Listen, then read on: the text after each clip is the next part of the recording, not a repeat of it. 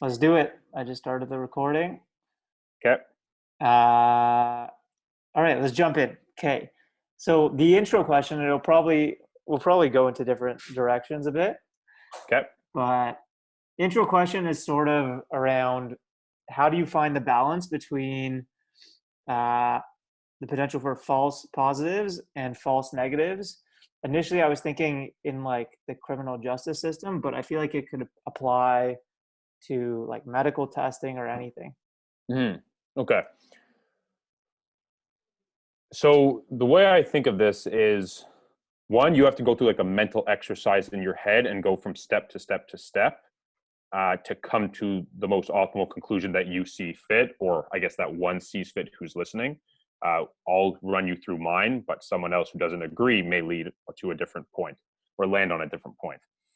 I also do focus on the criminal justice system just because I think that's the easiest one with a lot of, there's like so many different examples of where it failed, where it was positive, and things like that.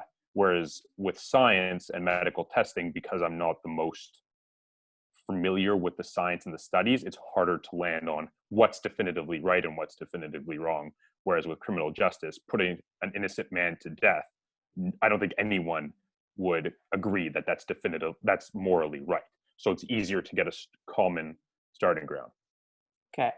So actually, on that note, I think the one thing about making this argument is, one, you got to work backwards, which I will, and two, you have to start from a basic understanding, which is we don't know. We don't know everything that occurs with crime, with murders, with robberies, with rapes, with terrorism. We don't know if the person being accused actually did it. All we can do is prove it beyond a reasonable doubt. But because we don't know for sure, you always have to have at the back of your mind, what if they didn't do it? What if they're innocent?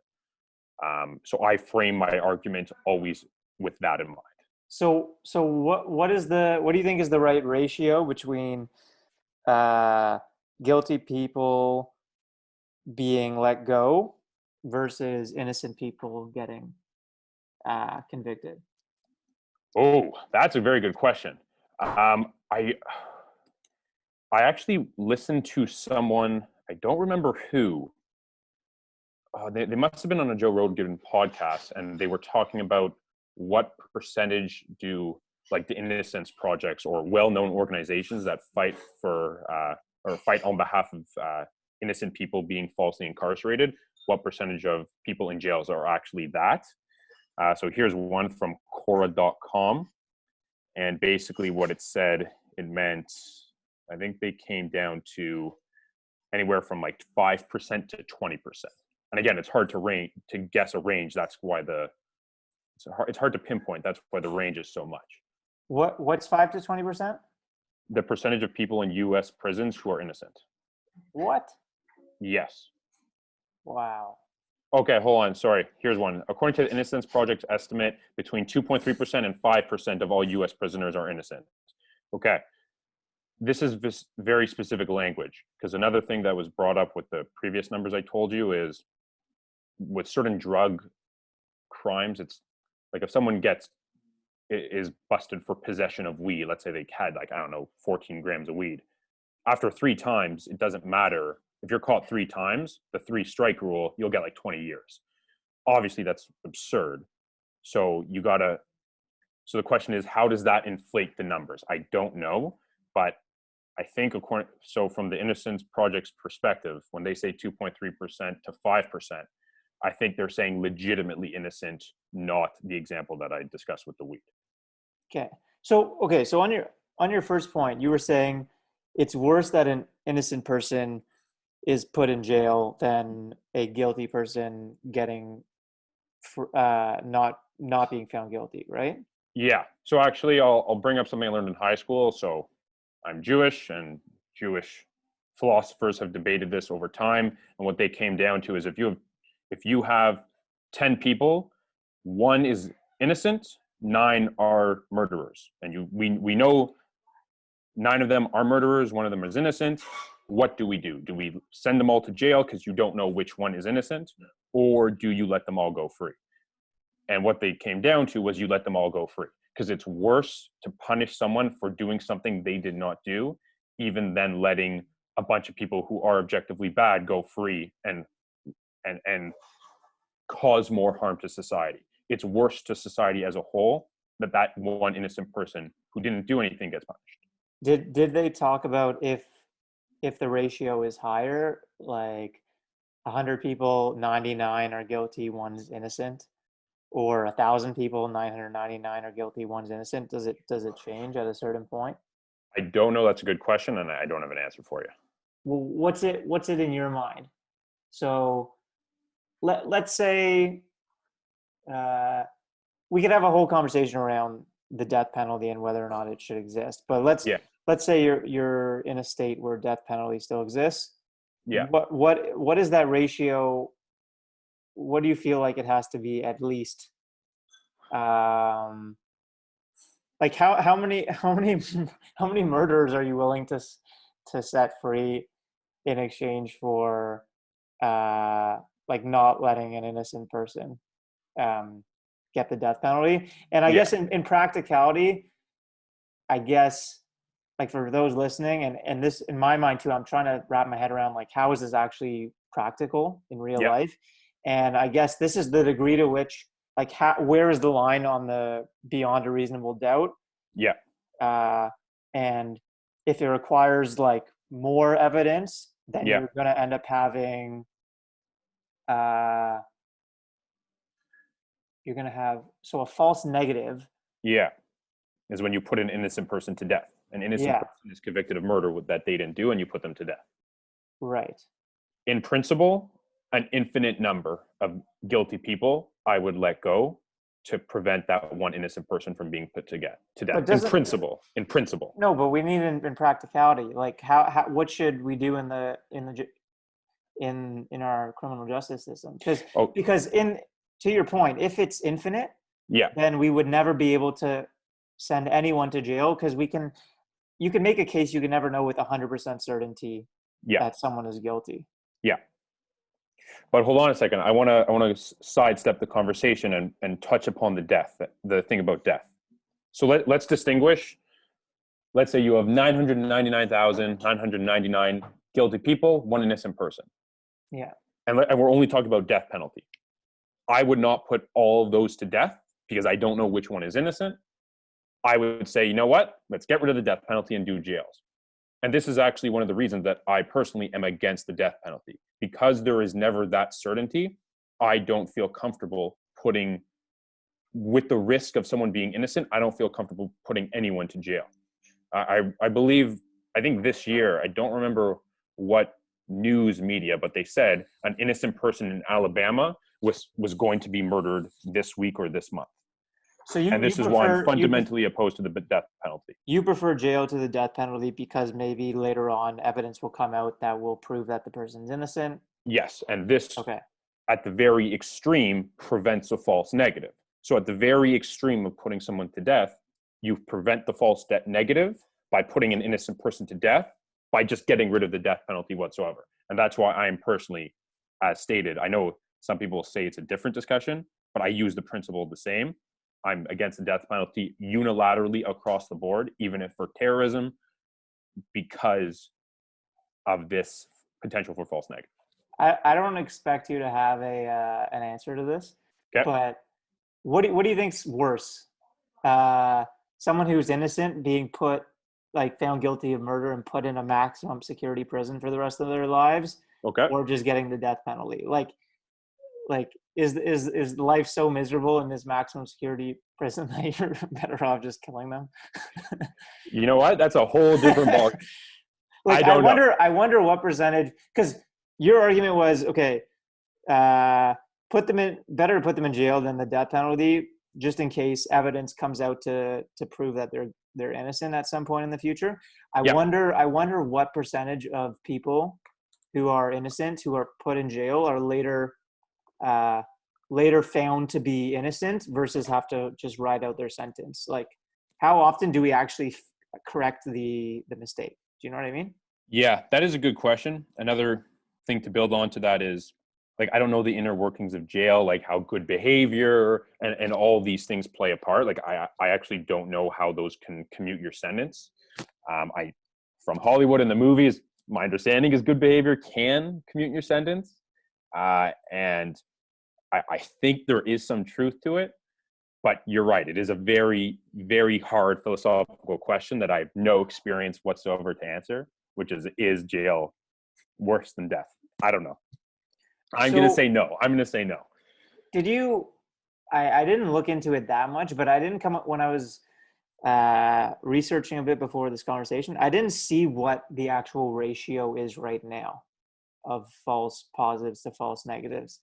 Um, did you come across anything like that, or if not, do you have any thought on in your mind if you think it should be increased or decreased, like uh, Hmm.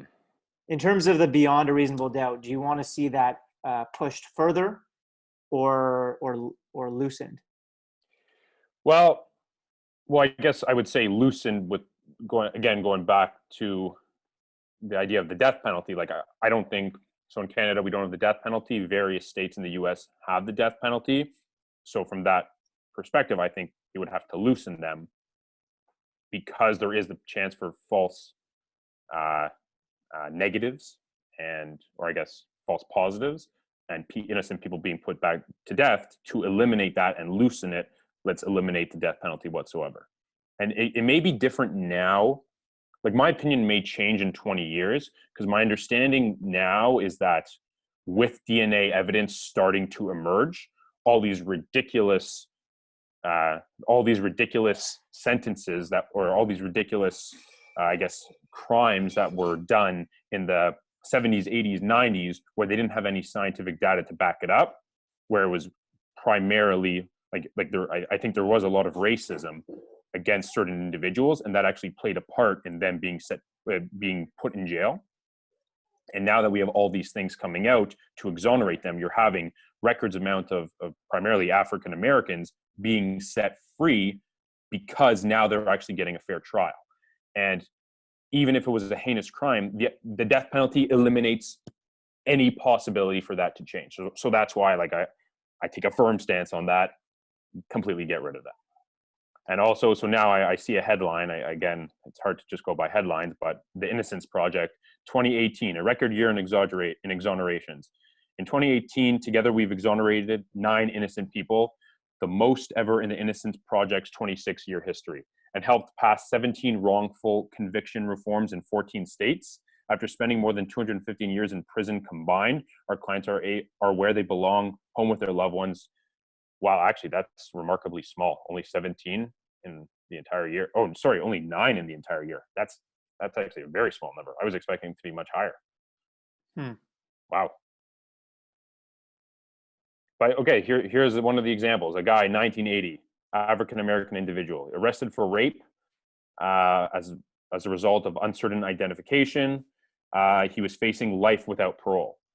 The attorneys failed to present an effective defense. So just a lot of things. It's easier to correct going back when you look at things. And again, so I think I'm now repeating myself a couple times, but so that's why I maintain my strong stance on the death penalty. How much money?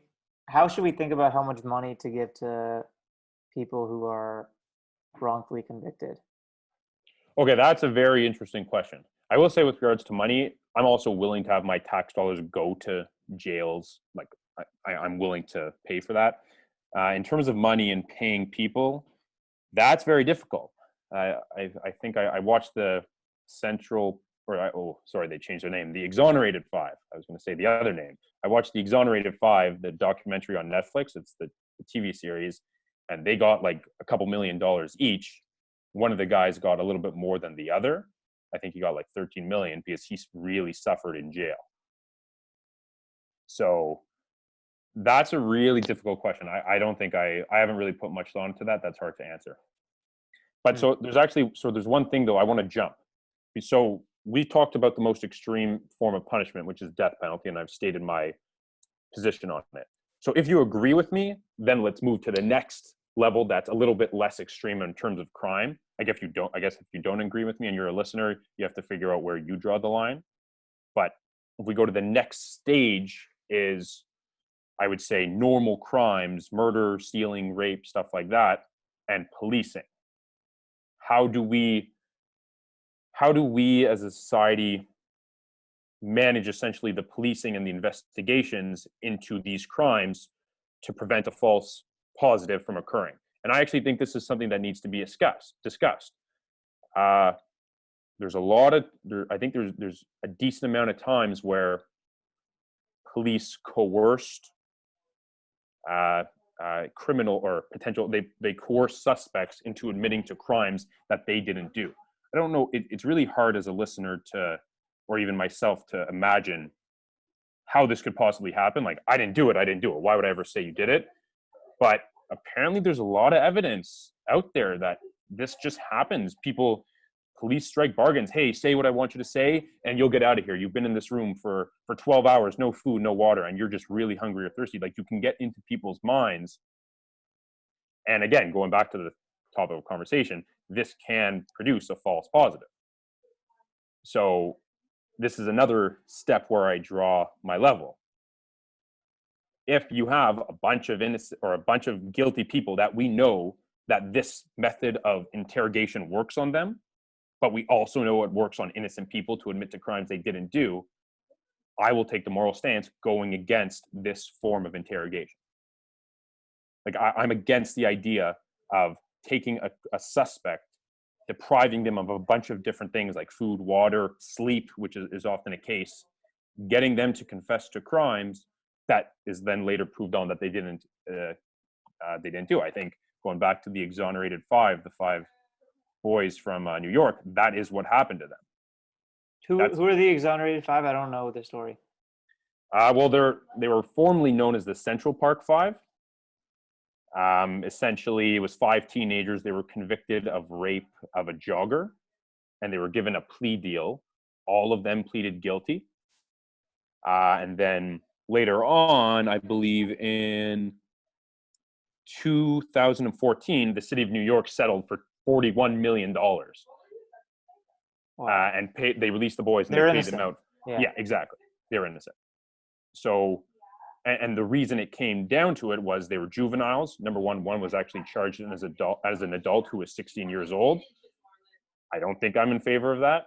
But again, they admitted to crimes they didn't do.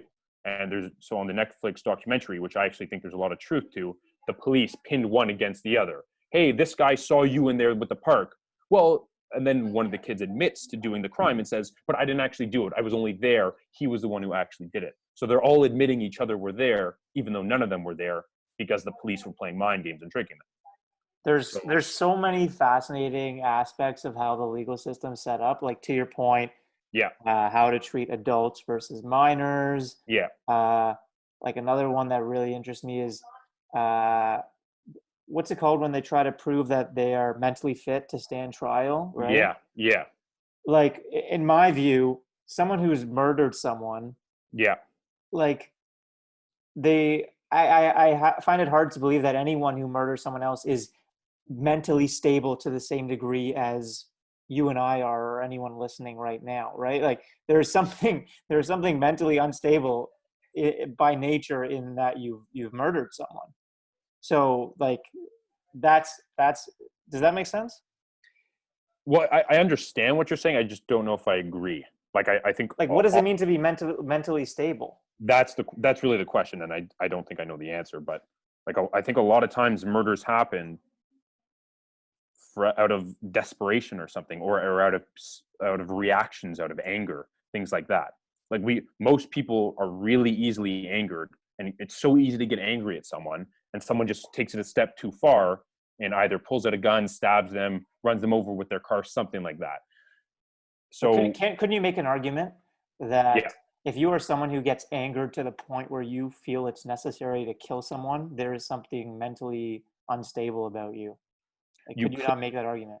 you definitely could, but I don't think that it's as simple as that, because I think a lot of, at least I think second degree murder is when you murder someone just in the heat of the moment. First degree murder is when you plan a murder. Yeah.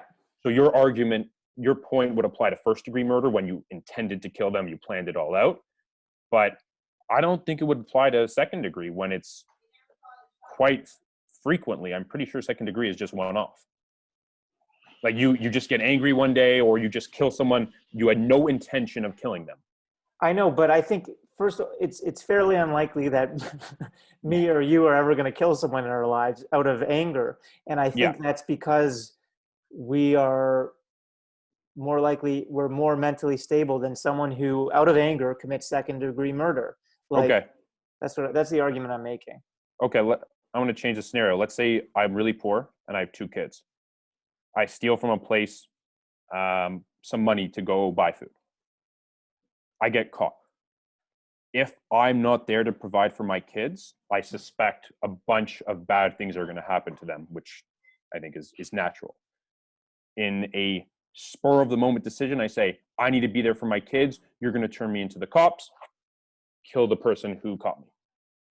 Yeah, it's complicated.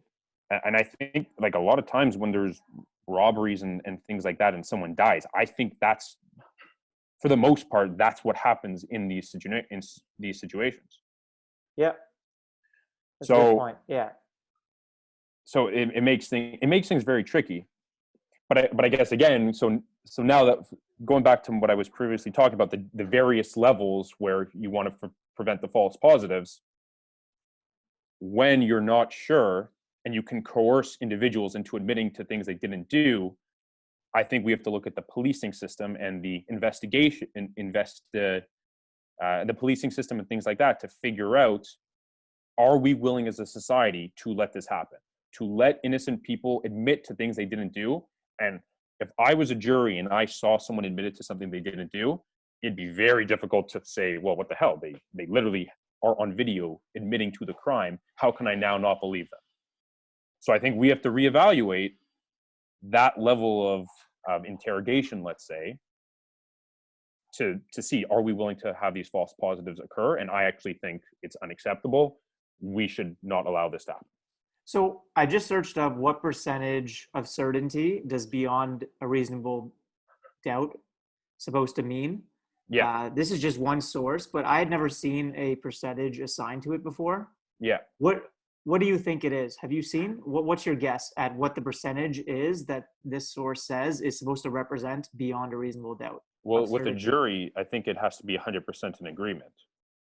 I thought an entire jury has to agree with the conviction in order for it to be a conviction. Whereas if at least one person doesn't think they're guilty, so wouldn't. Possibly. Okay, fair. So first of all, I'm not sure about that, but even if that is the case, Aiden, Yeah. even if every single person on the jury Yeah. says that they think they're guilty, Yeah. each of those people might be 90% sure that they're Gotcha. guilty. Sorry. Yeah. So fair. I guess it's kind of complicated in the way that it happens. Anyways, this source says they place it in the certainty range of 98 to 99%. Okay. Based on that, I Okay. think you would expect that for every 100 people who are found guilty, 98 or 99 of them actually committed the crime and one or Okay. two of them are innocent. Like that's what it would suggest, right? Yes. So how does, have you seen that? Like how does that 98, 99%, how do you feel about that? Would you have expected it to be higher or lower than that? Ooh, that's difficult. I think I would expect it to be lower, to be honest. Yeah, same. Yeah. Well, I guess the problem is we can take historical examples and see if they fit within this narrative, or see if we're acceptable. If they fit within this example, see if they're acceptable. So again, I'll use the Central Park Five or the exonerated five. They were kids. So even if that 99% applies to them, there's five of them. So we get 495 positive convictions on murderers. 5 kids go to jail who are innocent. That's 5 kids. Like, I don't mean this from an emotional standpoint. I mean this from well, I guess my emotions could be tied with more morality, but I mean it. I'm trying to argue from a moral standpoint, but that is unacceptable. 5 kids to go to jail, in my perspective, is unacceptable, especially if they didn't do it. Because you're thinking about their lives being ruined. Completely ruined. Completely But ruined. but you also have to think about, if you want to reduce the chances Yeah. of those 5 kids getting put Yeah. in jail, then you have to raise the bar in terms of what beyond a reasonable doubt means, which Yes. means that more people who are actually guilty are going to be set free because there's not going to be enough evidence to prove them of so. And those people might go on to commit crimes and could hurt Yeah. people that Yeah. otherwise wouldn't have been hurt. So there's that trade off. There is a trade-off. I completely agree. But there's one differentiating thing. As a society, we would agree that if these 5 kids go to jail and they're innocent, it's bad.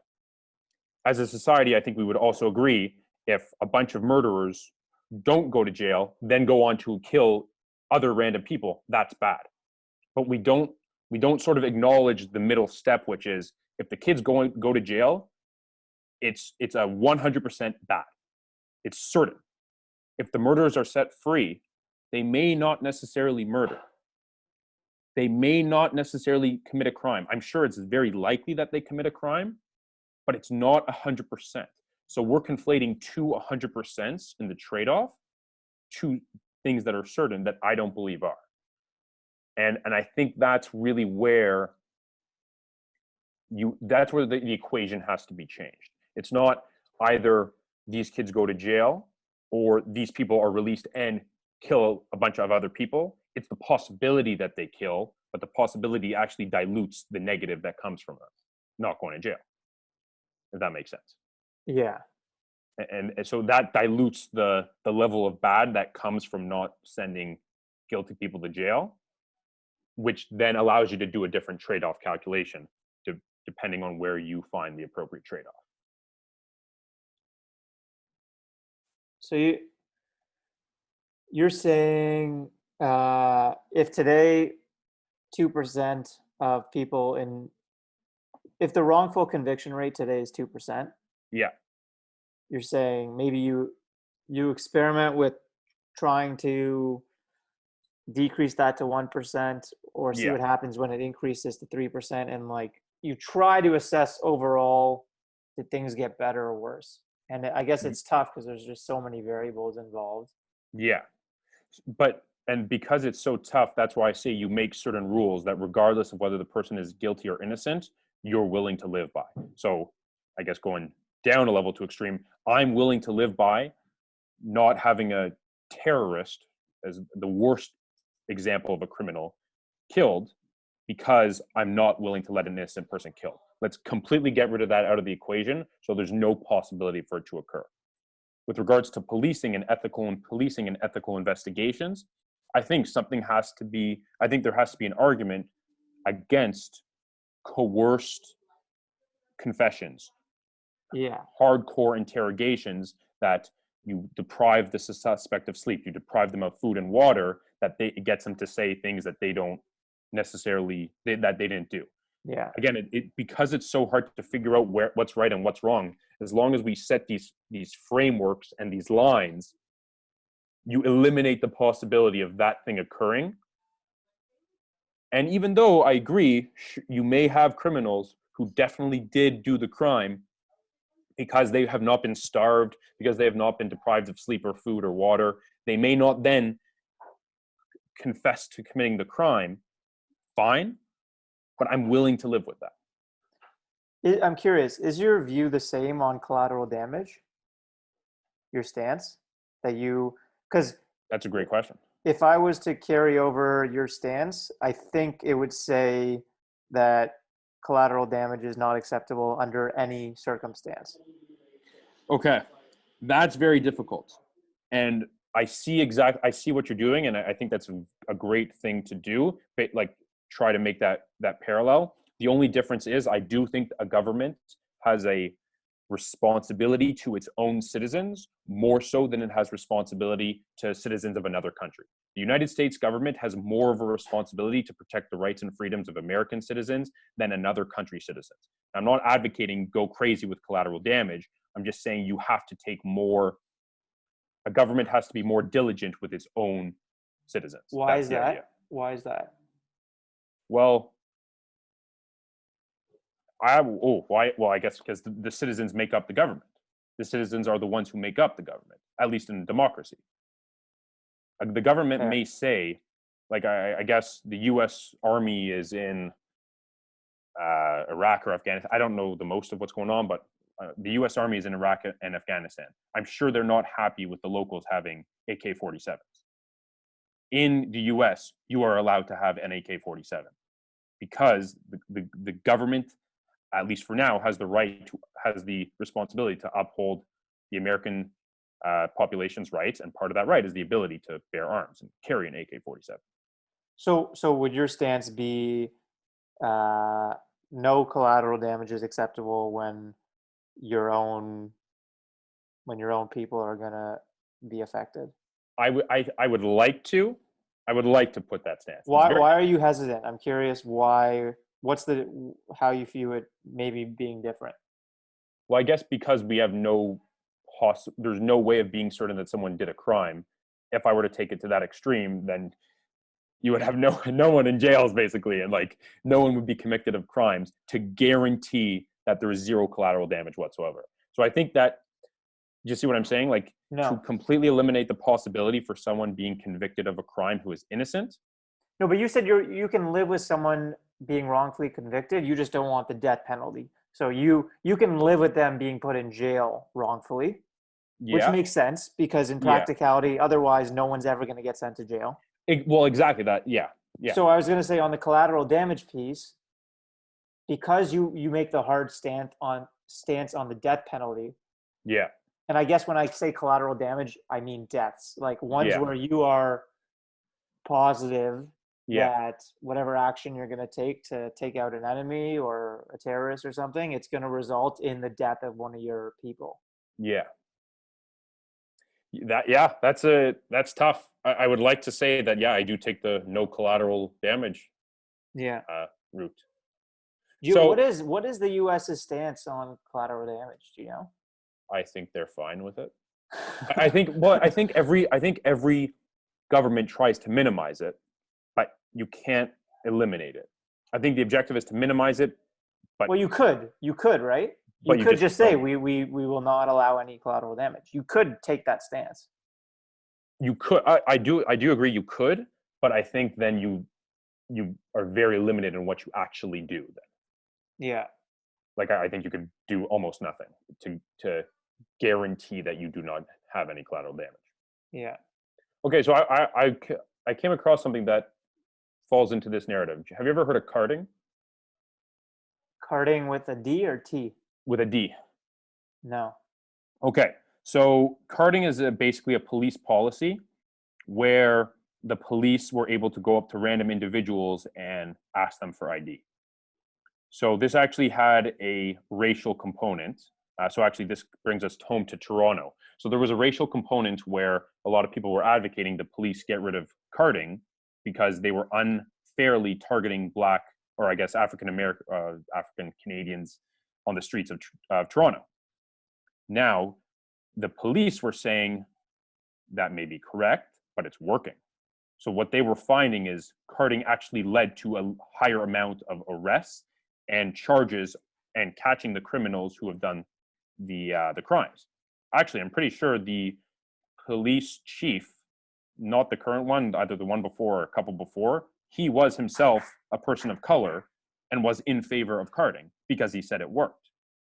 And again, this is one of those examples that I discussed. Or pardon me, this falls into one of the things that I've discussed. Does it work?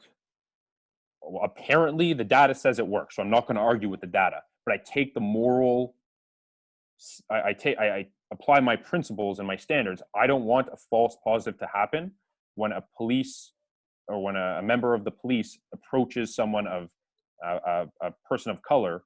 There is that immediate. I don't want to say hostility, but there's that level of fear, or I guess that level of resentment, or it's something along those lines, and that's one of the arguments against carding.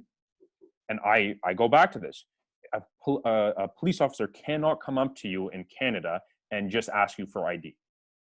I believe they have to have reasonable cause to ask you to search your car. to ask you for ID, things like that. So there's all those videos on YouTube. A cop comes up to someone, can I see your ID? What, do you suspect me of a crime? No, I just want to see your ID. Like, the cops don't have that right to get that information. So when you introduce carding, they're saying that the results are working. We are getting more arrests for the people committing crimes, but you're also getting a lot more collateral damage. I'm going to use the word collateral damage, but you're getting a lot of people as well who are not guilty of anything, who are having their rights violated. So In that comes into the false positive. in that example where you were saying that your moral view didn't align with the data, right? No. Sorry, the data is one thing. I'm not arguing the data. I'm saying my moral view doesn't align with the conclusion that the data is supporting. That's Right, what I'm saying. right. Where I was going with that is, do you think maybe that the conclusion from the data is wrong? Like, do you think maybe I'm gonna have to. I didn't want to like lead you on and tell you where I was going with it, but so where I was going with this is like maybe there's the conclusion of the data is wrong Okay. when your morals and your gut is telling you that this is not the way to do it. So what I mean by this is like my gut says Yep. that long term Yep. data would support that this is not the right thing to do. Maybe in a very short term perspective, Yeah. it could help, but long term, it could cause more problems. So an example with this would be like, let's say there's like a terrorist attack in Canada, Yep. and the terrorist is like the religion is Jewish, okay? Yes. Yeah. And then maybe the data would support that, like going and like temporarily putting like every Jewish Canadian in a prison temporarily, like until they figure out what's going on, would actually reduce the likelihood of a follow-up terrorist attack. But like long term, maybe there's serious issues with doing something like that. Yep. Probably not the best example, but I guess where I'm going with that is like, I wonder if the data in that example is like very short term minded, and the long term effects of, in your example, of stopping like African Canadians, like if that has long term implications on like trust in government and stuff like that. That's actually a very interesting perspective. Well, it's interesting because you're looking at the data from a different perspective, which probably leads to that conclusion, which it fosters less trust. And I agree, but from the criminal perspective and from the false positive in the criminal justice system, I'm still against this idea because it has the possibility for a false positive, and it also seems slightly racist. I guess not slightly; it seems definitely racist. But according to the government, the Ontario Superior Court ruled. So I'm reading now from Wikipedia, but they're quoting Justice Frederick Myers. One who is not being investigated for criminality is allowed to walk down the street on a cold night with his or her hands in their pockets, and to tell the inquisitive police officers to get lost without being detained. You are allowed to say to a police officer who says, "Can I see some ID?" For what? Nothing. I just want to see ID. According to a judge, you are allowed to do that and say, "Get lost," because you're not being investigated for a crime. So the second you detain that person, you are creating a false positive. That person may be innocent, but the second you detain them, you are creating an issue, which sure may have resulted in the apprehension of criminals in the past. But aside from the racial argument, which if not completely destroys the reason for carding, from my moral perspective of the false positive, or I guess from the framework of this debate, you're creating a false positive there. And that goes in line with the enhanced interrogation of criminals, where you have a moral obligations to enforce the rights of your citizens as a government. You can't just do this in the best interests of society. Because I'm sure a lot of the advocates say, well, even though we were racist, or even though it was a lot of people felt it was racist, or even though we caught a lot of, or even though we detained a lot of innocent people, we caught a lot of bad guys too. and overall society as a whole is better off because we caught a lot of bad guys.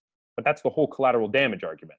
Even though we did something bad, we caught a lot of bad guys and we kept you guys safe, so you're overall better off. And I'm against that principle.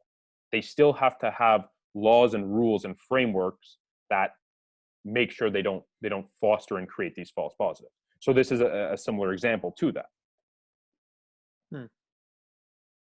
So I guess the overarching question is innocent till proven guilty. Like that's really the fundamental question of all criminal justice false positive debates. You can go and claim anyone did X, anyone stole from me, anyone raped me, anyone killed me, or killed someone I know. Like, you can claim these arguments, but it's on you to produce the evidence. If you are unable to, that person is innocent. Because in the eyes of the law, you should not be required to say why you didn't do something. Pardon me. In the eyes of the law, if there's two people, an accuser and someone being accused, it's on the burden of proof is on the accuser to say why that person did it. It's not on the person accused to say why I didn't do it. It's really hard to say I didn't do this because of X, Y, and Z. And that's another framework that we set in motion for our criminal justice system to prevent the false positives. That's probably the biggest one out of everything. The biggest way to prevent the false positives, you are innocent till proven guilty. You are unable to be charged of a crime, even if you did it, unless they can prove that you did it. My head is now stuck on the piece you said around like your morals not aligning with the conclusions of the data. And with the short-term conclusions of the data, with that specific conclusion. Yeah, and I'm just wondering if that can always be trusted as a guide, is like essentially your gut around what the moral thing is. If the conclusion of the data doesn't align with it, like, is there always something wrong with the data, or is your like moral view wrong? So another example would be like, okay, utilitarianism. Yeah.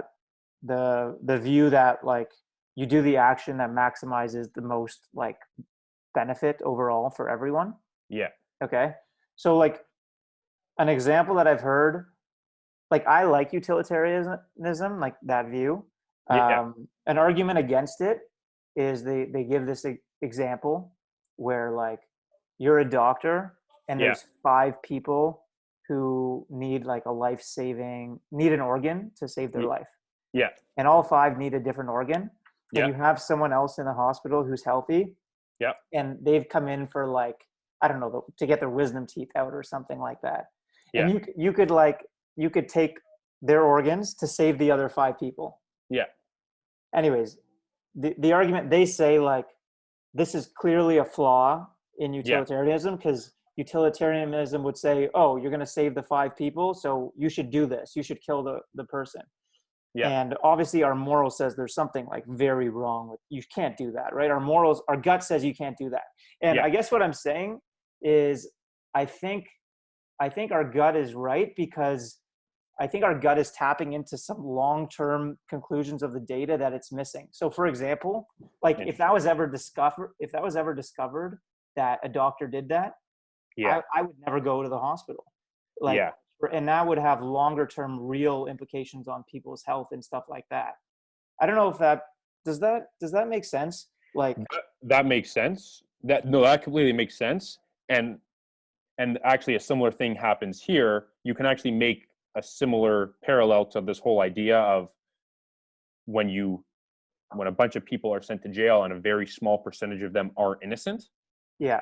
Even though you can make a utilitarian argument that, well, overall society as a whole is better off. Yeah. You may actually foster so much distrust rather, that come from just that 2%.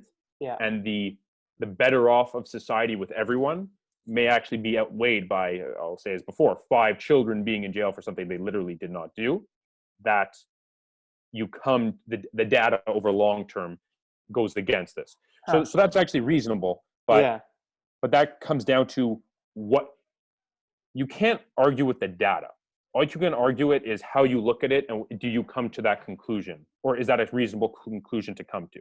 If the data is there, the data is there. So all I was saying before, which aligns with this utilitarian argument, is even though advocates of carding will say that it leads to higher arrests with criminals. So that's what the data says. Yeah. I'm not going to argue against the data. Their conclusion is, therefore, society as a whole is better off when more criminals are arrested. Therefore, we are going to continue with this policy. I disagree with that conclusion because I don't think society as a whole is better off. So that's where I guess my morals or my gut or something, or even I guess the longer term effect of the utilitarian argument can come into play. Yeah, I think they're missing something in the data. So that's a different story. I think you're right. They are missing something. Yeah. That's a very interesting component. Hmm. So, okay, I'm going to talk about I like talking about TV shows or movies because it's the easiest way to picture something. Have you seen How to Make a Murderer on Netflix with Stephen Avery?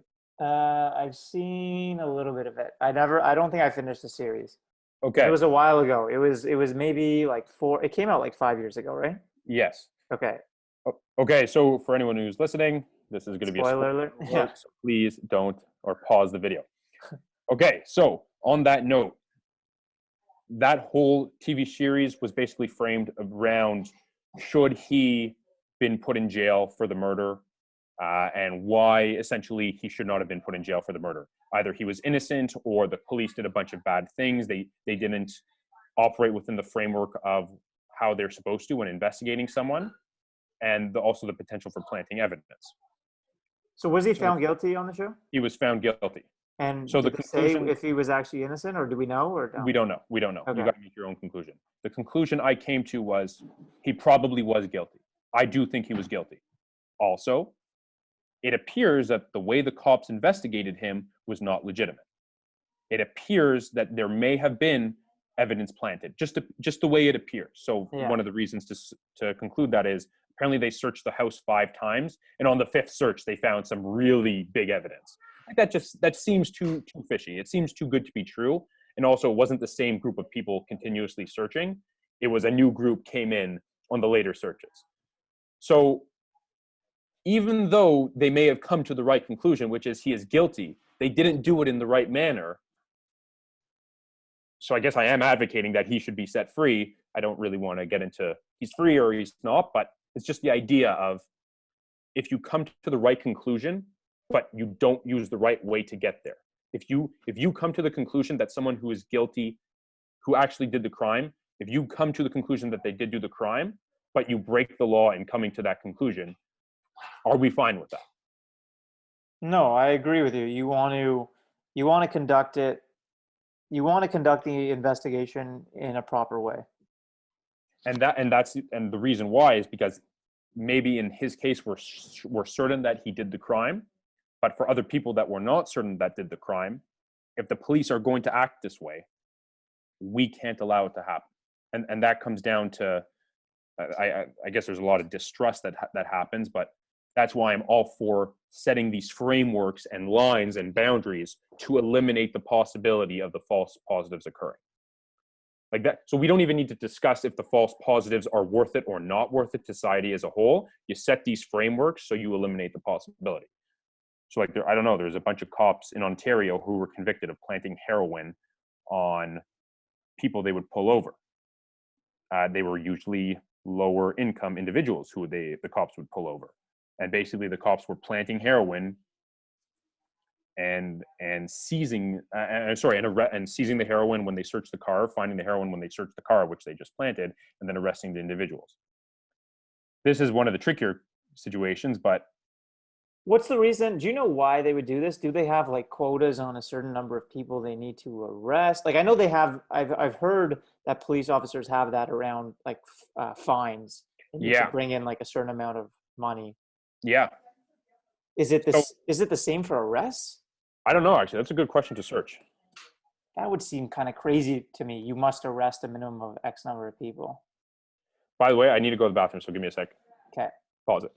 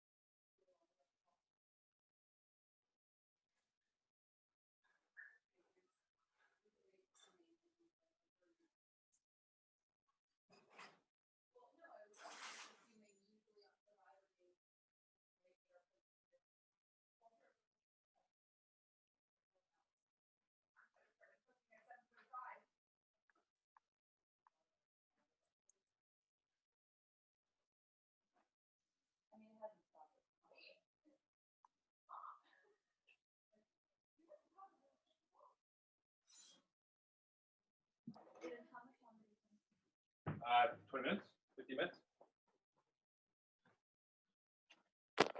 Sorry. Okay. No worries. So I looked it up. So unclear. It sounds like there aren't any actual quotas per se, Yeah. but that definitely in terms of tickets, like speeding tickets, Yeah. cops feel pressure uh, when when other cops are bringing in more money for their department. Yeah. So they feel pressure to also give tickets. And I imagine, maybe not to the same degree, but I imagine maybe cops could feel pressure as well around arrests. Yeah. If other cops are doing a better job of arresting people, and I'm a cop and I haven't arrested anyone, my boss could think I'm slacking off. So Yeah. maybe like if I'm a cop and I'm just worse at my job, and Yeah. I'm having trouble finding real criminals, then yeah, maybe there's an incentive to, I would hope not, but maybe there's an incentive to arrest people who you don't actually think are guilty of anything. Well, yeah. And also, I'm pretty sure whenever a police organization comes to a major bust, like it's viewed very positively. Like I've seen videos of like the Coast Guard seizing like 3 billion, or no, what was it, like couple like $500 million in cocaine from a submarine. It's almost like it's looked on favorably when you reduce crime in some way. So I would imagine these police officers who were busting people for heroin when they were actually planting it, they were not only pulling someone over for a speeding ticket or something and finding this, but I think they had something to gain from it. I don't know how we stop that, but I think they did have something to gain for it, which is one of these problems. So actually, I want to pose a question to you. I've been thinking about this for a while. Okay, so I'm an engineer. If I design a bridge, for instance, I put my stamp on it and it falls, collapses, and a bunch of people die. If my stamp was on it, I'm legally liable. If you are a doctor, you can be legally liable for misdiagnosing someone and it causes Are them we to die. talking civilly or criminally in both cases? Both. Okay, in both the doctor Civilly, and you're and always the liable. engineer, huh? Civilly, I'm pretty sure anyone's liable for civil stuff like anytime, Yes, but yes, I'm focusing on criminal. yeah, So I'm liable for from criminal charges. I'm pretty yeah, sure the same thing applies with a doctor, right? yeah, yeah. Okay.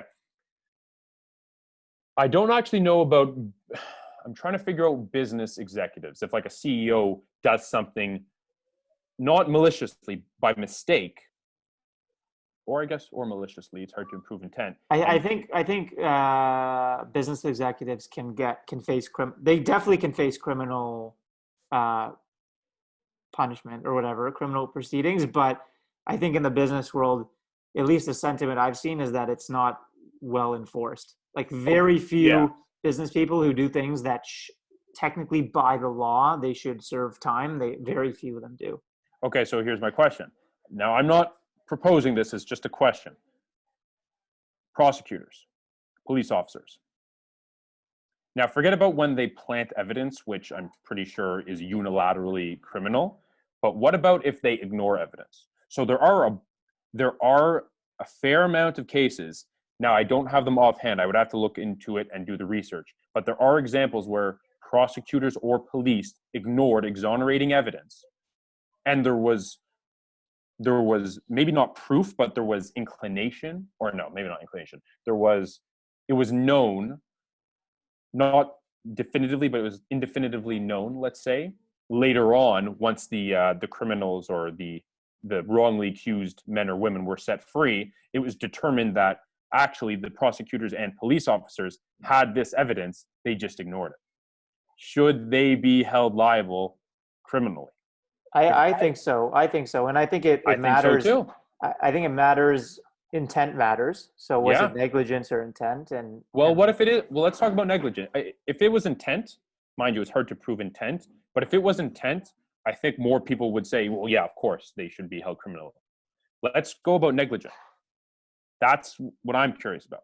Again, if I build a bridge and it collapses and people die, I'm held criminally responsible. If I'm a doctor and I misdiagnose someone, they take the wrong treatment and they die, they are held criminally responsible. If a prosecutor indirectly has a piece of exonerating evidence in their files, they ignore it, someone goes to jail for 30 years, or someone is put on death for the death penalty, and it comes out later because they were negligent, should they be criminally responsible? So we could probably have like a long conversation around negligence. I know that so you can get manslaughter, right, which is Yeah. negligence, which is about Yep. negligence and no intent, Yep. which makes sense to me because you could be. I think while negligence, like in the manslaughter example, you might Yep. not have intended to hit someone and run them over, Yeah. but you did make the decision to be on your phone, Yeah. for example, which led to it. So I think it makes sense that there's some criminal responsibility there. And if it's in the same way in this example with a prosecutor somewhere where they, you know, I I don't know. It's tough, right? Because to It's your tough. point, intent and negligence can be intertwined, kind of. Like Yeah. it's not black or white. There's kind of like a spectrum of intent. Well, you're right, because you may have exonerating evidence that could that could lead to the exoneration of someone, but you may not see it that way. And I don't think you may not be a prosecutor may not be doing or seeing the evidence in that way for malicious reasons. They just may not see it that way. They have confirmation bias. They say a bunch of puzzle pieces match. Just because this one piece doesn't match, it doesn't matter. I have a bunch of other pieces that match. So you're right. It's very difficult. But I do think it's an idea that we have to entertain, Yeah. because And I imagine that some, well, definitely police officers have gone to jail for poorly handling things. Uh, Maybe not as often as the public would like in yeah, some cases, but it definitely happens, and I imagine it's happened also with prosecutors. yeah. So here's an article from there's Express UK or the Grio. It talks about again the Central Park Five.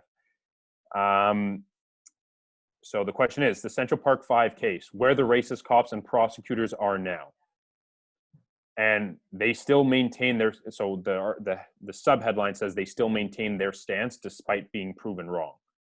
Um, the prosecutor, the woman, her name was Linda something. She wrote an article into one of the newspapers, still asserting that the kids were guilty, maybe not of one crime, but of a different crime. Linda Fairstein, that's her name. Linda Fairstein, Manhattan DA, sex crimes unit head. So basically, she ran the whole division. Never. So I guess the question is, should she be? So the taxpayers of New York had to pay like 44 or 45 million dollars, or I guess the city of New York, but through the taxpayers had to pay 45 million dollars to these people, to the Central Park Five or exonerated five, for being wrongfully convicted. Should this prosecutor be how, or should she? And if she should, how does she get punished or play a part in the 45 million going out, or does she lose her license? Like, is there a way where we can come to a compromise that everyone's on board with, or that is reasonable? Yeah, I mean, like I'm not an expert on the law, Yeah. but kind of in closing, it's a good wrap up because we kind of established that in in practicality, Yeah. there has to be some amount, unfortunately, of wrongfully convicted people Yeah. in order for a legal system to exist. Otherwise, no one would ever go to jail. Yeah. So to that point, I think when it is discovered that someone was wrongfully convicted and is later found to be innocent, I think you got to look on a case by case basis. You Yeah. got to figure out how this happened Yeah. and figure out like, yeah, like what intent, it seems to be the biggest thing. Like, did the prosecutor or whatever, did they purposely cover up evidence and stuff like that? And you got to look into it. Yeah. But yeah, it's got to be done in the spirit of preventing this from happening again, right? Yeah. Well, it's like oversight. There's a lot of government oversight committees, these seem reasonable, where they basically evaluate how the government spends money, how the government deploys, like the use of force when overseas. I'm pretty sure there is a department within policing as well. Like whenever a firearm is discharged, that is there's an analysis committee to determine, or now I'm not sure if this is right. I think it's right, but someone could fact check me. But there's an analysis to determine if the firearm was discharged properly. And I think you should have some sort of committee. It's really hard to figure out how, but with regards to prosecution, just because they are the transition from the police department to someone going to jail or being sentenced to death. Yeah. Especially if they're innocent, which could be the worst thing. Yeah. Yeah, it's very tough. Yeah. You have to go soon, right? Yeah, I still have a couple more minutes though. Okay. Like when I started thinking, like I said, I originally framed this question around the balance of false positives, false negatives in Yeah, the context of the law, which I think yeah, is the most interesting and important. So I'm glad we talked about it for the whole time. But there's I also started thinking about like how this concept relates to other things. Like we talked about medical testing. So like right now with coronavirus, like yeah, what is the right rate in which you want to be giving people false positives and false negative tests, which I find interesting. Uh, Oh, I and got an interesting one with testing. so there's that. I'll just talk about some of the other examples that came to mind, and maybe you can share any that come to mind for you. But like Yeah, social media, like Facebook decides to take down, they have to set up algorithms to decide yeah, which content they think is harmful or whatever. yeah, Um, and they're not going to get their algorithms are not going to be perfect, so they have to find a balance. yeah, Um, Another one is like around like hiring, like yeah, uh, companies like you don't want to hire people who are bad, but you don't want to miss out on people who are good. So there's like yeah. interesting things that all relate to this concept. Okay. So the first one I'll talk about is about drug testing. Yeah. But then the one that I find more fascinating is the one with social media and Facebook. So I'll talk about the drug testing one quickly. So I have to be as vague as possible. I know certain places where you're not allowed to, even though marijuana is legal in Canada, you're not allowed to smoke marijuana to do the job. I think this is the case with a lot of cops or a lot of police, or not a lot, but some police unions in different cities. Even though it's legal, you're not allowed to smoke marijuana when you're off the job. Or I guess they say you're allowed to smoke marijuana so long as you're not working within the next either 48 hours, 72 hours, 2 weeks. So what cop is going to smoke weed on Friday if they're not allowed to smoke weed within 72 hours of a shift if they work on Monday? Most people work Monday to Friday. But I know of an area where they do testing. So if they suspect you are high on marijuana or it influenced your decision, they'll test you, but they'll do a very vague test. And they don't do it as positive or negative. It's negative or non-negative. If you're non-negative, a lot of people think it means positive, but not necessarily. If you're non-negative, this is just a very preliminary test. It says, have you smoked weed within, it could be the last month. But you may be allowed to smoke weed within a month. You just may not be allowed to smoke within 3 days. So if you test non-negative for smoking weed within a month, they'll excuse you from work, and then they'll send you for further testing to see, okay, maybe he smoked weed a month ago, but was the weed within his system when he was doing what the incident that happened that we suspected that triggered the drug test.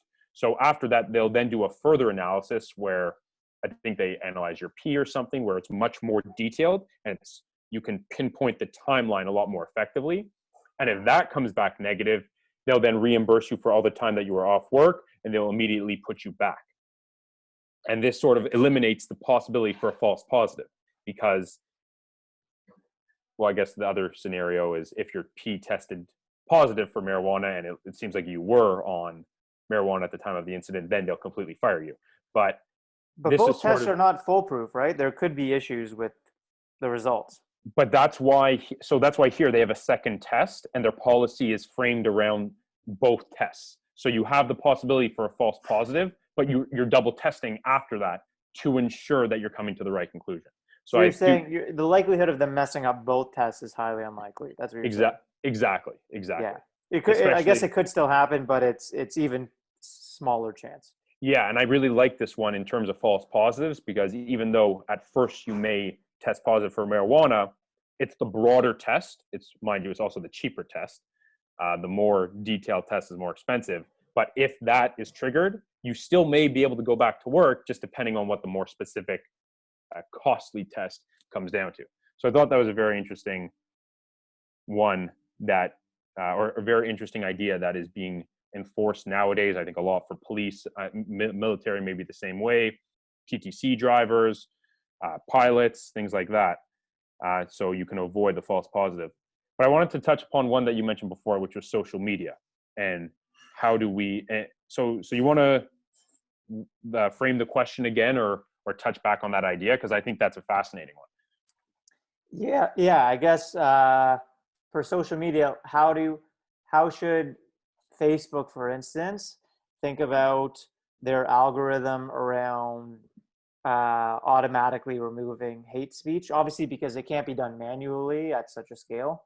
Yeah, So they're when they do the algorithm, they well, you're never going to get to 100% accuracy where you're removing every single thing. yeah, So they have to decide: do they want to pull down 99% of hate speech? Do they want to pull down 95%? And yeah, and based on that, they're going to miss some, yeah, and they're also going to take down content that shouldn't be taken down, that they've classified as hate speech that actually isn't, for example. yeah. So like, Okay. yeah, how do you decide what the right balance is? Okay, so there's a couple questions that you need to ask. First, what is Facebook? I think that there's a couple different ways you can classify them. One is a publisher; they publish these things, or one is a platform.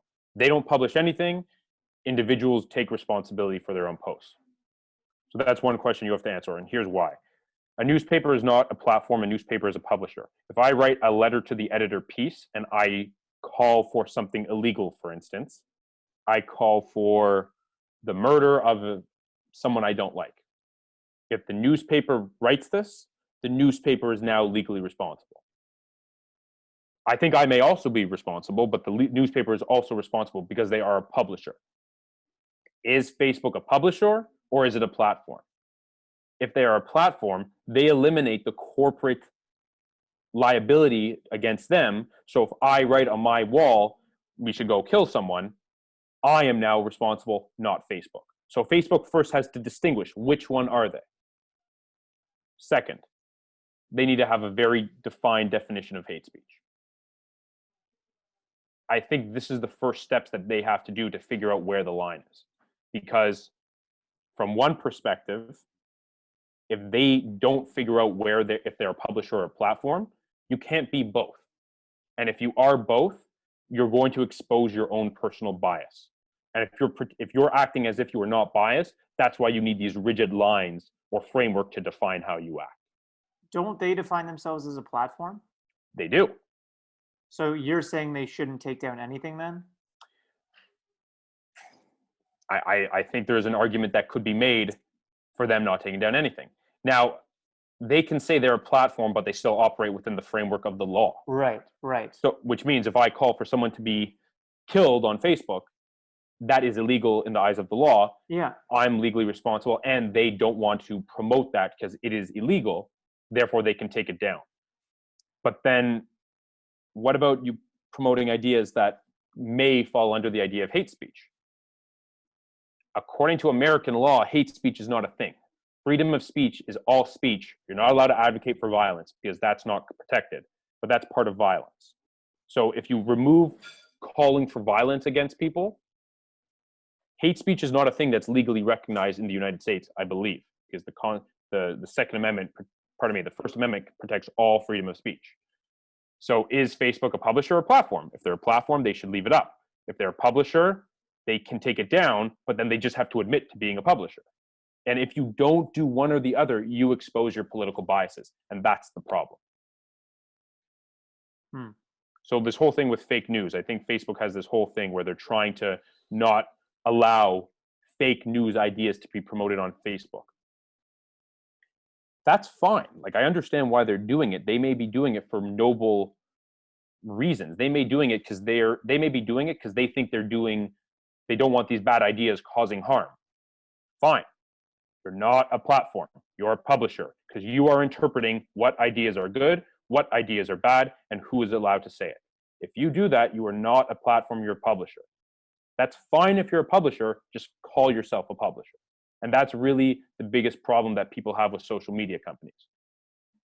When you say these terms, platform versus publisher, are these clear things in US law that they say you must act differently if you're a platform or a public? Because I get the concept you're talking about, but like the concept makes perfect sense. I'm just wondering, like, do you legally treat them differently, or did someone make up these concepts outside of the law?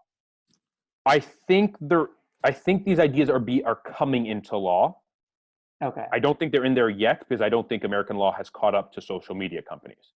So there's that famous, I think Mark Zuckerberg went and did an interview on Capitol Hill, and all the people interviewing him had literally no idea what the hell is going on with Facebook. It was remarkable. But I think this is really the question that has to be asked. With newspapers, there's no question.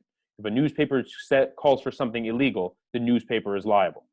If I call for it illegal on Facebook, though, who's liable? If I'm liable, Facebook doesn't need to take it down.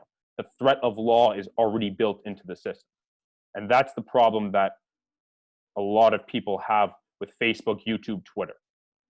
So I think Jack Dorsey said, the CEO of Twitter, he said, or actually, let's talk about Mark Zuckerberg on Facebook. He said he was going to allow fake news because I think there was a video of Nancy Pelosi, the leader of the House Democrats in the US. There's a leader of her like misspeaking, and the video implies that she's ill or something, and it was obviously doctored. Of course it was doctored.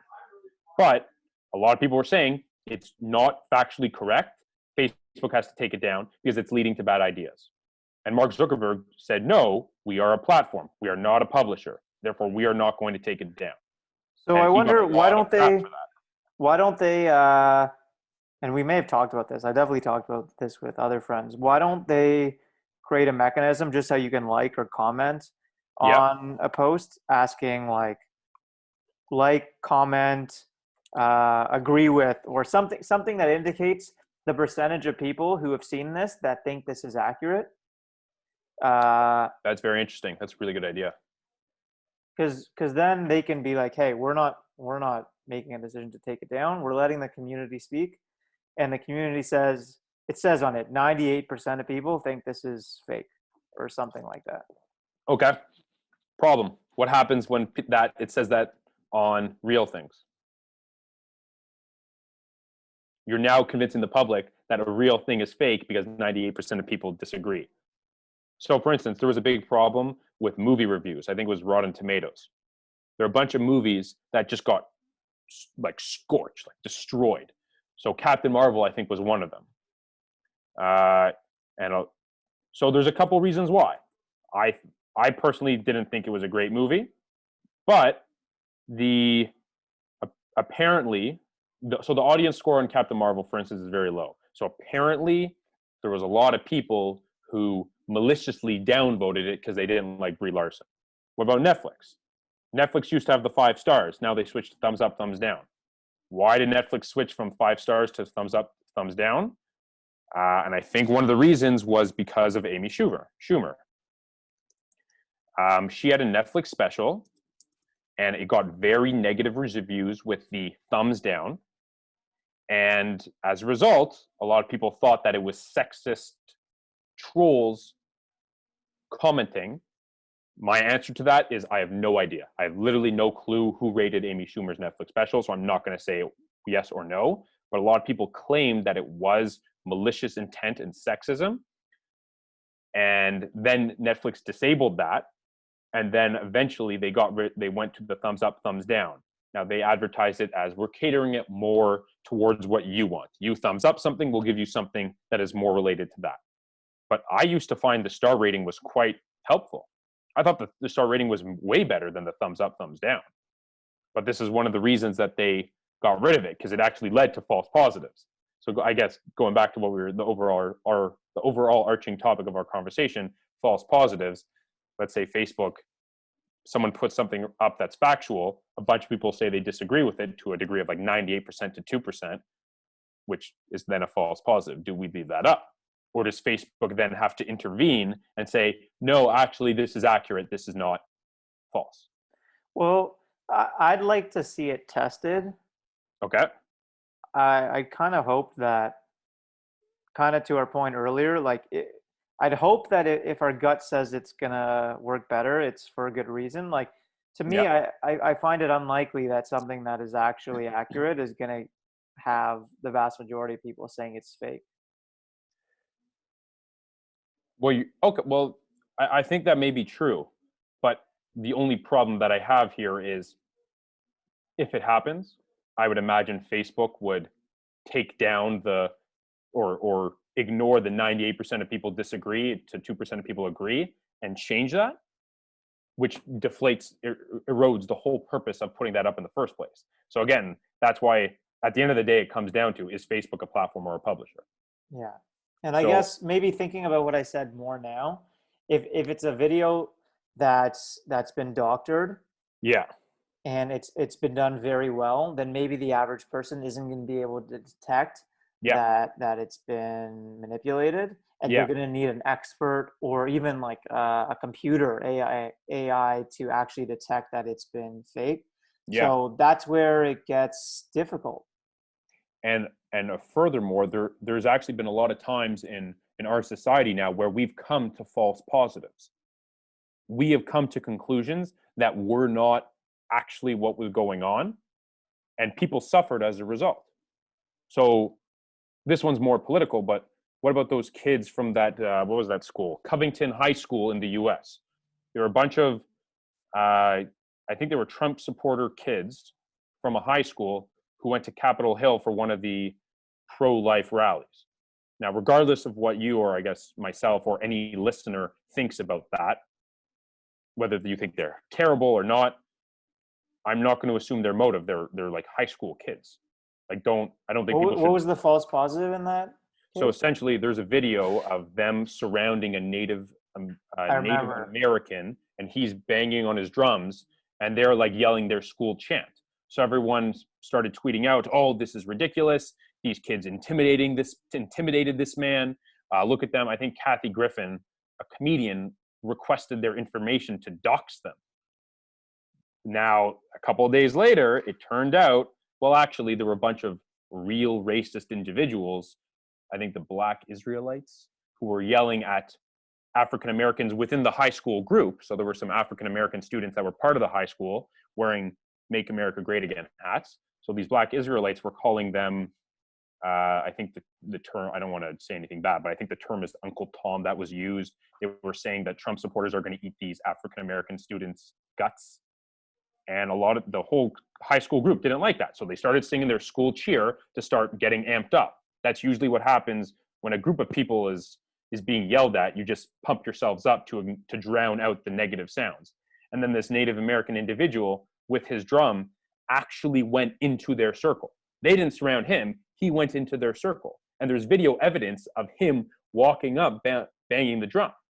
And a lot of news media organizations a couple of days later admitted, they said, "Hey, sorry, we got this wrong."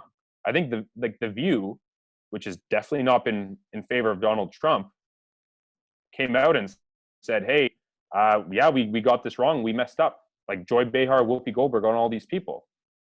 So that comes down to the false positives, which is sometimes even if something that is not true supports your narrative, you may be willing to believe it, even when the truth comes later to go against that. And what are these social media companies willing to do?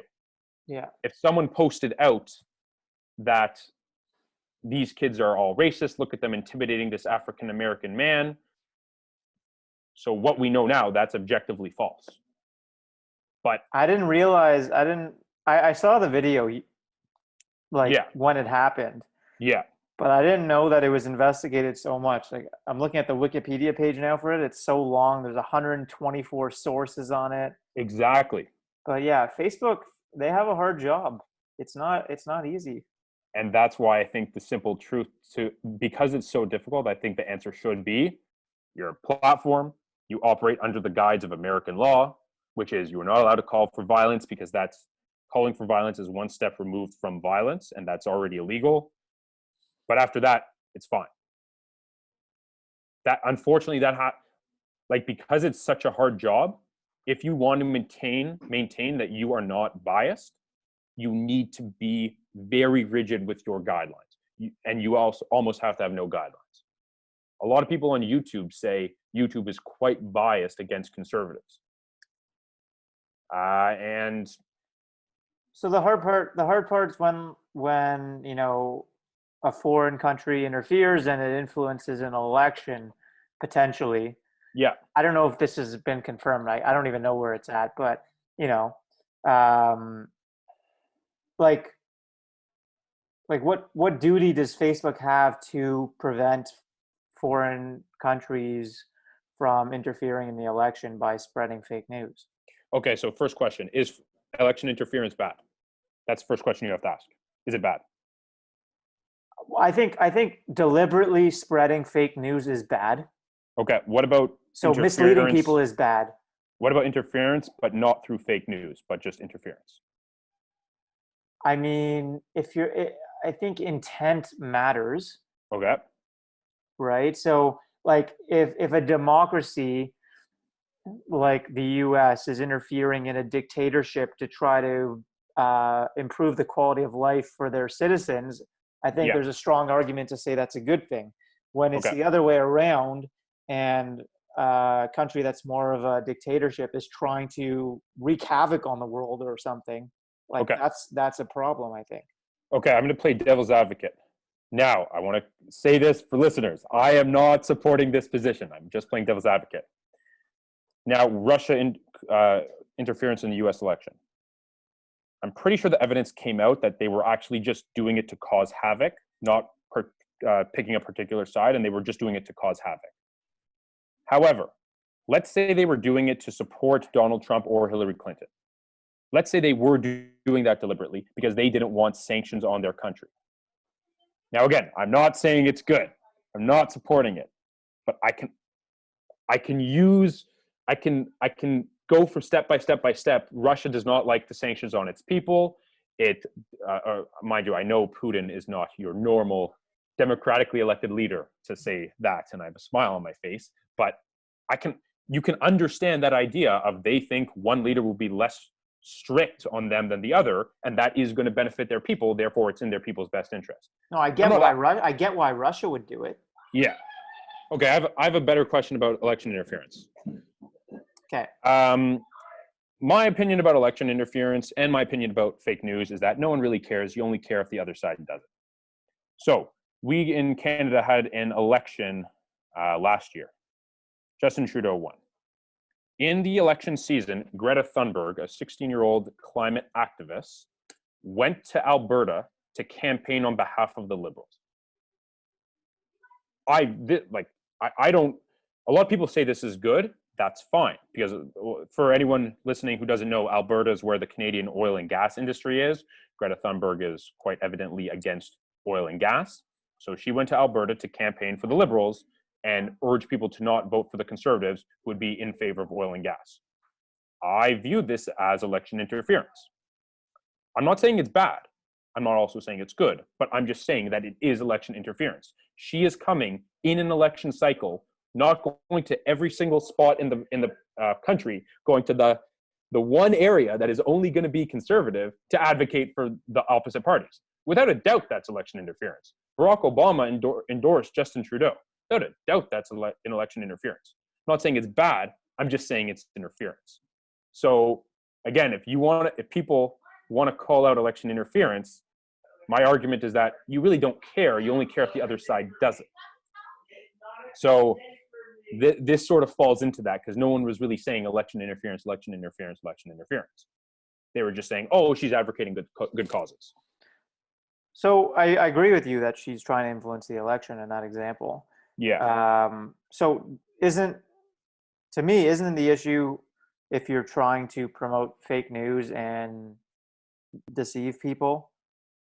That is very subjective. So she was advocating against the Canadian oil and gas industry because in her perspective, it's wrong. In my perspective, oil and gas isn't great, but Canada has the best environmental and safety standards, or if not the best, one of the top countries with environmental and safety standards across the world. If you're going to make oil and gas, do it here so the country can benefit from it rather than somewhere else where there's no environmental regulation whatsoever. That's a different perspective that she doesn't hold.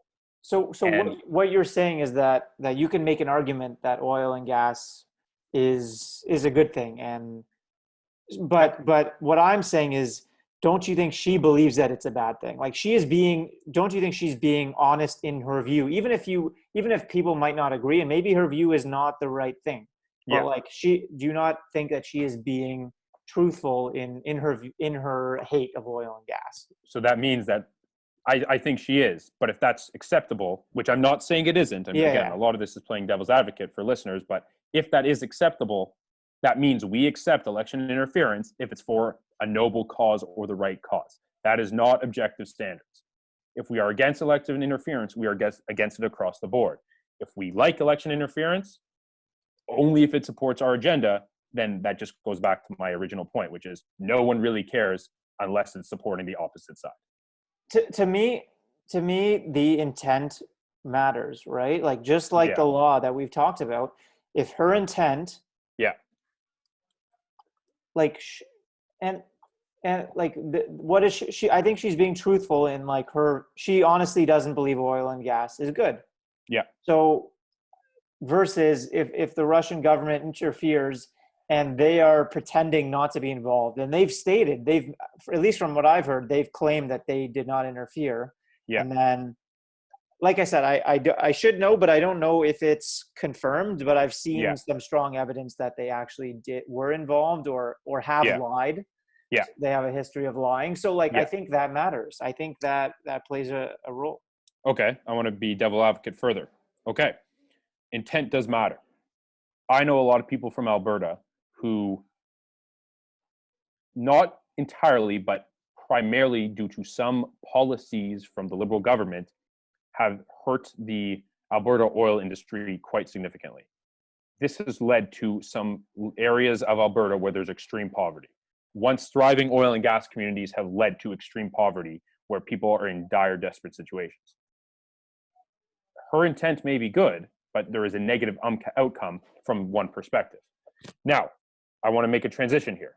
The US interfering in foreign country elections. A lot of people are very against US interference in other countries or in foreign countries. One of the reasons for doing so is a lot of these other countries that the US interferes do not have democracies.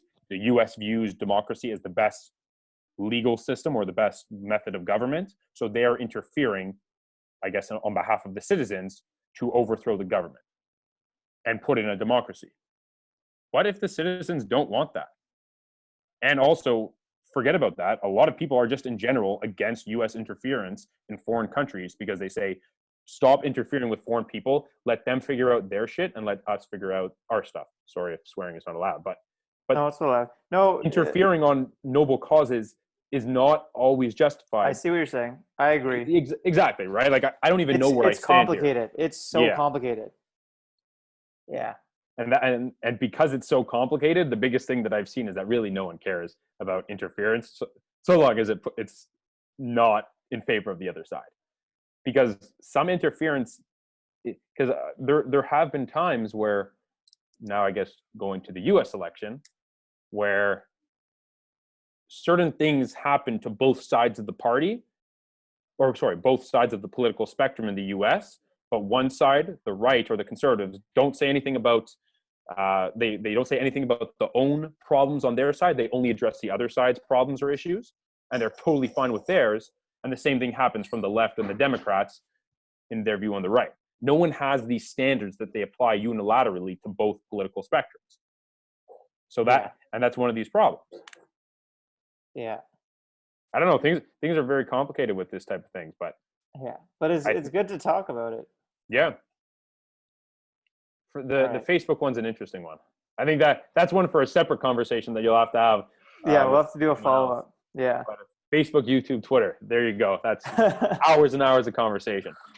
All right. Well, we'll wrap up here. We'll wrap up here. Absolutely. Thanks for doing this. Thanks for coming back on. No problem. I might really appreciate it. Cool. See ya. Okay. Take care. Bye.